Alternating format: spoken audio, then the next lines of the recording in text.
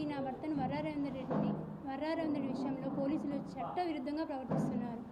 దీనికి సంబంధించిన కొన్ని ఆధారాలు మీకు అందజేస్తున్నాను. నా భర్తను నెల 11వ తేదీనే పోలీసులు అదుపులోకి తీసుకున్నారని స్వయంగా డీఐజీ గారే తెలిపారు. ఇది పూర్తిగా అబద్ధం.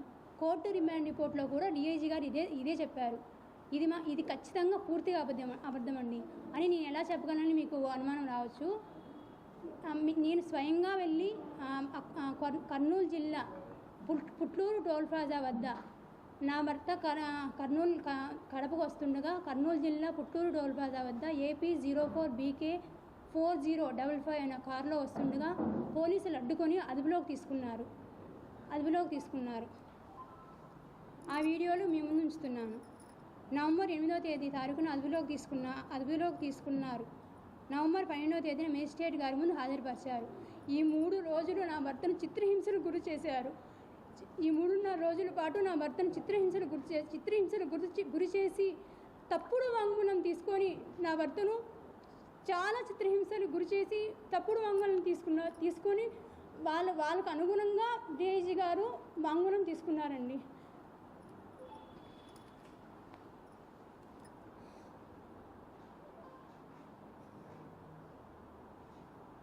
ఇదే విషయాన్ని రిమాండ్ పెట్టే సమయంలో నా భర్త మేజిస్ట్రేట్ గారి ముందు కూడా తెలియజేశారు.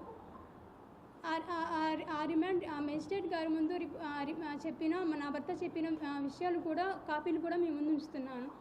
నా భర్త విషయంలో జరిగిన అన్యాయాన్ని మీ ద్వారా గౌరవ న్యాయ చట్టానికి ప్రజలకు తెలియజేయాలని కోరుకుంటున్నాను. వర్రా కళ్యాణి.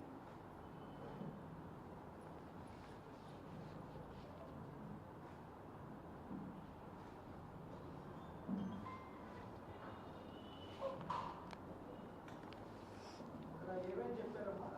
కర్నూలు టోల్ ప్లాజా దగ్గర అదుపులోకి తీసుకున్నారన్నా, ఆ తర్వాత ఎక్కడెక్కడ తిట్టారు అట్లా ఏమన్నా మేజిస్ట్రేట్ గారు ఏం చెప్తారమ్మా? మేజిస్ట్రేట్ గారి ముందు మాత్రం నా భర్తతో పాటు మిగతా 2 ఉన్నారని వాళ్ళ ఫ్రెండ్స్ వాళ్ళు కూడా చెప్పారు. మేము తర్వాత ఇదంతా జరిగిన తర్వాత వాళ్ళ దగ్గరికి వెళ్తే వాళ్ళు కూడా చెప్పారు, మమ్మల్ని కర్నూలు టోల్ ప్లాజా దగ్గర తీసుకున్నారు. మమ్మల్ని తీసుకునేటప్పుడు కూడా వర్రా రవీందర్ రెడ్డి ఎవరు అనేది కూడా పోలీసులకు తెలియదండి. మా వారిని అరెస్ట్ చేసే ముందు కూడా ఎవరు అనేది వీళ్ళు అక్కడ నిలిపి ముగ్గురిని ఫోటోలు తీసుకొని నా భర్తని వాళ్ళ సెల్లుల్లో అందరికీ వాళ్ళ పోలీస్ అధికారులకు అందరికీ పంపించుకొని నా వర్రా రవీందర్ రెడ్డి అని కన్ఫర్మ్ చేసుకున్న తర్వాత కర్నూలు పుల్లూరు టోల్ ప్లాజా దగ్గర అరెస్ట్ చేసి అక్కడి నుంచి మార్కాపురం తీసుకెళ్లారంటండి. మార్కాపురం అది వీళ్ళు ఎలా చెప్తున్నారంటే వీళ్ళకి కొంచెం దూరం వరకు ఏమి కవర్ చేయకుండా తీసుకెళ్లారంట. అక్కడ తీసుకెళ్ళాక కొంచెం వీళ్ళకి తెలిసిపోద్ది మనం ఎక్కడ తీసుకెళ్తున్న విషయం తెలిసిపోద్ది అనే తర్వాత ముగ్గురికి మాస్కులు వేసి తీసుకెళ్ళి అక్కడిక్కడ చాలా చోట్ల తిప్పారంటండి. అది ఎక్కడనేది వాళ్ళకి కూడా ఐడియా లేదు. ఆ తీసుకెళ్ళిన రోజు అది ఫ్రైడే ఆర్ సాటర్డే తీసుకెళ్ళిన రోజు మాత్రం మా ఆయన చాలా చిత్రహింసలు పెట్టారండి. పక్కనున్న మా వారితో పాటు ఉన్న ఇద్దరు వాళ్ళ ఫ్రెండ్స్ చెప్తున్నారు, మీ వర్రాన్ని కొడుతుంటే ఎక్కడ వాడు చచ్చిపోతాడో అన్నట్టుగా మేము భయపడామమ్మా, అలాగే హింసించాడు మీ రవిని అని వాళ్ళే స్వయంగా చెప్తున్నారండి.